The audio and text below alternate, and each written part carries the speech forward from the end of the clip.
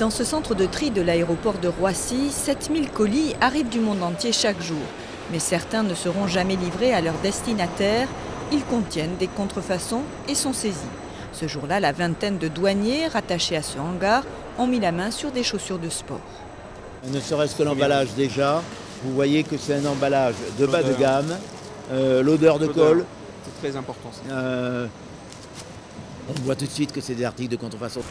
Ces saisies ne doivent rien au hasard. Ces colis ont été sélectionnés en fonction d'un critère, leur provenance. Car c'est en Chine qu'est fabriquée la majorité des faux. Chaque année, les saisies des douanes augmentent en nombre et en valeur. À Roissy, près d'1 400 000 articles ont été interceptés l'an passé.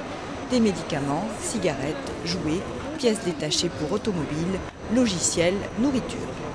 C'est vraiment un phénomène qui se déploie avec en réalité une industrie de la contrefaçon qui va suivre les tendances économiques et qui va s'adapter au marché avec une vraie réactivité.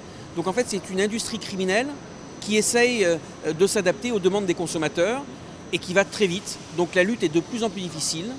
Pour contrer les faussaires, les entreprises dépensent beaucoup. Certains consacrent 10 millions d'euros et plus par an, car le phénomène a explosé avec les achats en ligne.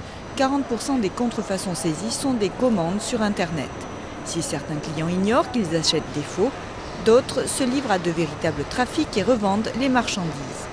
Si on voit que la même personne se livre à le même genre d'activité de manière continue, et bien là aussi on va aller peut-être lui rendre une petite visite.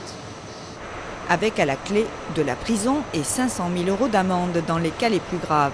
En 2010, la perte directe de chiffre d'affaires pour les entreprises françaises liées à la contrefaçon a été évaluée à 6 milliards d'euros.